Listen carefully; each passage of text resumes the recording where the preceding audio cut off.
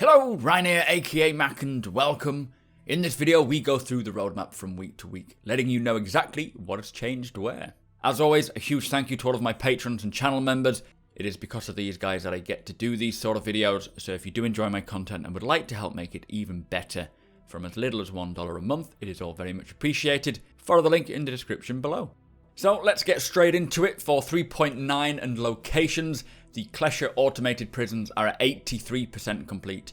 78 tasks out of 94 are done. They only completed 2 over the last week, but there is only 16 to go now. The new Babbage landing zone, which I am very excited to see, and we saw a little bit of this in Inside Star Citizen, that is at 71% complete.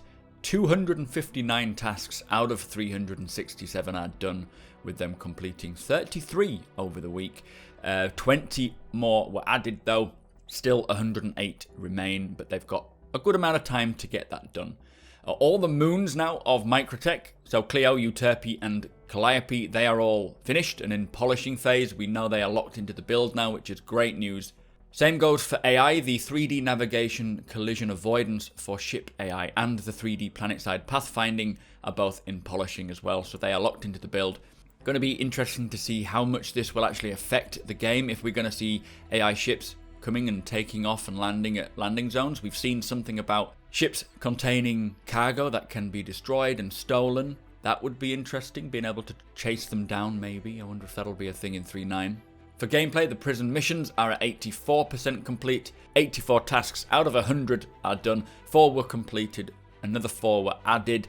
16 only left to go there. The restricted area rework is at 56% complete. 5 out of 9 are done, with just 1 being added. 4 only remain now, but there weren't any completed over this week.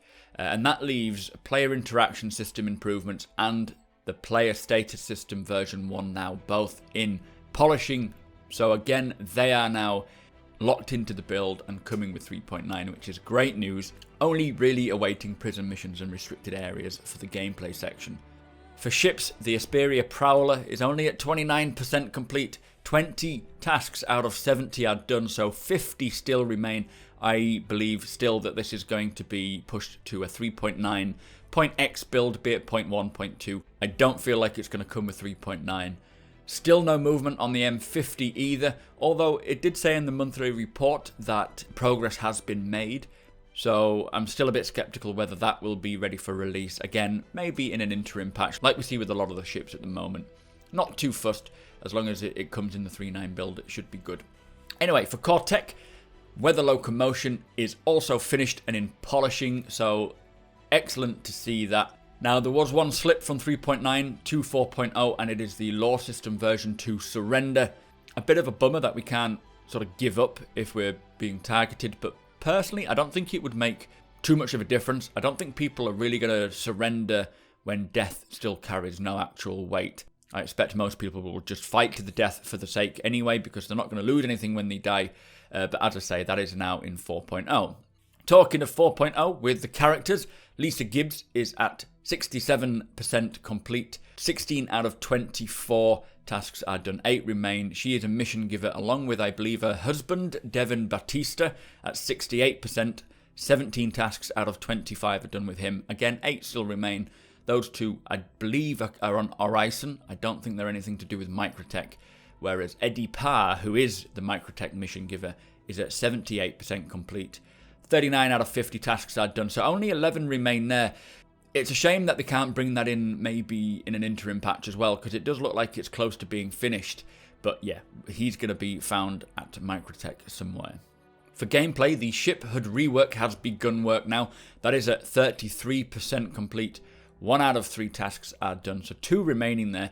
And we actually heard this a little bit in Star Citizen Live, I think it was, where 3.9, I believe we are getting the central HUD of ships and the bottom left MFD being replaced with this new building blocks, but the rest will come at a later date, most likely 4.0.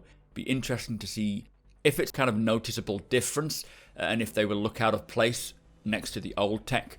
Surrender itself is at 50% complete. 3 tasks out of 6 are done, so only 3 to go. Shame it had to slip, but either way, like I say, I don't think it's going to make a difference until there are real consequences. For weapons, the Klaus and Werner Sledge Mass Driver revision is at 26% complete. 23 tasks remain. It is now at 8 out of 31. And then finally for 4.0, in Core Tech, the NPC Scheduler. Now this is designed to add and remove NPCs to the game, dynamically spawning them in and out based on multiple dependencies, things like their archetypes and whether they should be around that area and such. And the server to client actor networking rework, they are both in the scheduled phase still, but they did flag up, so I'm wondering if work has begun behind closed doors on that, and we may see some tasks getting done over the next few weeks. On to 4.1, there's only one thing to really point out here, and it is a new card, which is Space Station Cargo Deck. Now, cargo decks, they say, are facilities within rest stops where players can handle all their cargo needs, from dropping off and picking up to storing, renting space, buying new cargo equipment, and taking on cargo-related missions. Now, I really love the sound of this, just adding further functionality to the cargo and hauling mechanic. Also, the option to rent space and potentially store our cargo could mean maybe we could stockpile certain cargo types until prices are better. Also, cargo equipment. I wonder if this means things like the gravity manipulators, allowing us to carry much larger boxes than just the small ones we have at the moment. Do let me know what other cargo equipment we could be getting hold of. And the same goes for cargo-related missions. This should hopefully delve further into what we currently have, where you just take a single box from A to B. I would love to hear what your thoughts are on both cargo equipment and cargo-related missions, so drop your thoughts in the comments below and let me know. Everything else on the roadmap for 4.1 is still in the scheduling phase, barring the GP33 grenade launcher, but they have all been flagged as well. I'm not sure why. It could mean things are being shifted around on the back end. I don't really know. So that is it for the roadmap update. Now, personally, I think it is amazing to see everything in 3.9, or most things in 3.9, going to polishing. This does mean that those features are now locked into the 3.9 build, and we will get them. All that remains is the Prowler, the M50, the restricted area rework, which requires only 4 tasks, the prison missions, which are almost complete. New Babbage and prisons themselves are making excellent progress, and I'm confident they'll get them in. The outfits as well, it's looking like it's going to be pretty peachy this month.